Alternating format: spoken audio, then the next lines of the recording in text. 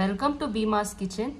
ಇವತ್ತು ನಾವು mutton masala powder, chicken masala powder ಅಥವಾ ವೆಜ್ ಆಗಿದ್ರೆ ಏನಾದರೂ ಪಲ್ಯ ಏನಾದರೂ ಮಾಡ್ತೀರಲ್ಲ, ಅದಕ್ಕೆ ಪೌಡರ್ ಹಾಕೊಂಡ್ರೆ ಸಾಕು, ಅಡಿಗೆ ತುಂಬ ರುಚಿಯಾಗಿರುತ್ತೆ. ಇದಕ್ಕೆ ಕಾಳುಗಳೇನು ಹಾಕಿರಲ್ಲ, ಸ್ಪೈಸಸ್ ಮತ್ತು ಸ್ವಲ್ಪ ಧನಿಯಾ ಬೀಜ ಮತ್ತು ಮೆಣಸಿನ್ಕಾಯಿ ಹಾಕೊಂಡಿರ್ತೀವಿ. ಹೇಗೆ ಮಾಡೋದು ಅಂತ ತೋರಿಸ್ತೀನಿ.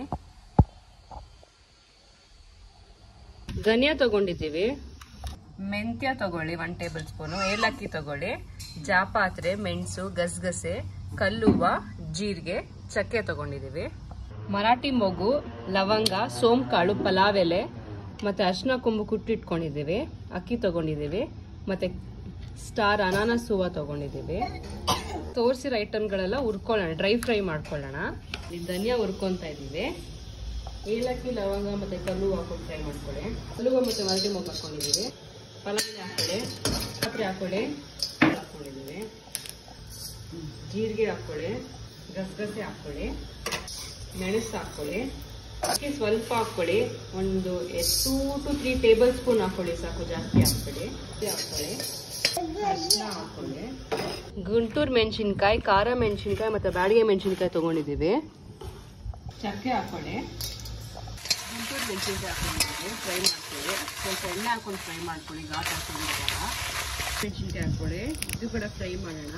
ಸ್ವಲ್ಪ ಎಣ್ಣೆ ಹಾಕೊಳ್ಳಿ, ಮೆಣಸಿನ್ಕಾಯಿ ಕೂಡ ಸೇರಿಸ್ಕೊಳ್ಳಿ, ಖಾರ ಇರುತ್ತೆ. ಬ್ಯಾಡಿಗೆ ಮೆಣಸಿನ್ಕಾಯಿ ಸ್ವಲ್ಪ ಜಾಸ್ತಿ ಹಾಕೊಂಡಿದ್ದೀವಿ, ಕಲರ್ ಚೆನ್ನಾಗಿ ಬರುತ್ತೆ ಅಂತ. ಮೆಣಸಿನ್ಕಾಯಿ ಎಲ್ಲ ಹುರ್ಕೊಂಡಿದ್ದೀವಿ, ಹುರ್ಕೊಂಡು ಈ ಥರ ಸ್ವಲ್ಪ ಪುಡಿ ಮಾಡ್ಕೊಂಡಿದ್ದೀವಿ. ಧನಿಯಾ ಮತ್ತು ಸ್ಪೈಸಸ್ ಎಲ್ಲ ಹುರ್ಕೊಂಡಿದ್ವಲ್ಲ, ಇದು ಮತ್ತು ಇದು ಎರಡು ಮಿಕ್ಸ್ ಮಾಡ್ಕೊಳ್ಳೋಣ. ನೋಡಿ ಎಲ್ಲ ಹಾಕಿದ್ದೀವಿ.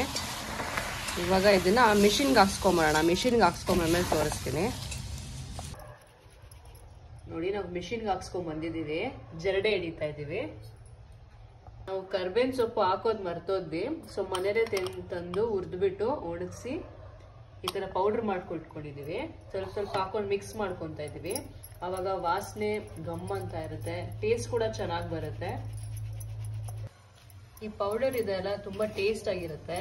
ನೀವು ಚಿಕನ್ ಅಥವಾ ಮಟನ್ ಯಾವುದೇ ಪಲ್ಯ ಏನು ಮಾಡಿದ್ರು ಇದೊಂದು ಪೌಡರ್ ಹಾಕಿದ್ರೆ ಸಾಕು. ಸಪ್ರೇಟ್ ಆಗಿ ಖಾರದ ಪುಡಿ, ಧನಿಯಾ ಪುಡಿ ಏನು ಹಾಕೋದು ಬೇಡ, ಇದರಲ್ಲೇ ಎಲ್ಲ ಸೇರ್ಕೊಂಡಿರುತ್ತೆ. ಮತ್ತು ಇದ್ರಲ್ಲಿ ಕಾಳುಗಳಿರಲ್ಲ, ಸೊ ಇದೊಂದೇ ಹಾಕಿ ಟೇಸ್ಟ್ ತುಂಬ ಚೆನ್ನಾಗಿರುತ್ತೆ. ಒಂದ್ಸತಿ ಟ್ರೈ ಮಾಡಿ ನೋಡಿ ಹೇಗಿರುತ್ತೆ ಅಂತ. ನೋಡಿ ಮಟನ್ ಮಸಾಲ ಪೌಡರ್ ಮತ್ತು ಚಿಕನ್ ಮಸಾಲ ಪೌಡರ್ ಎರಡೂ ರೆಡಿಯಾಗಿದೆ. ಎರಡಕ್ಕೂ ಹಾಕೊಬೋದು ನೀವು.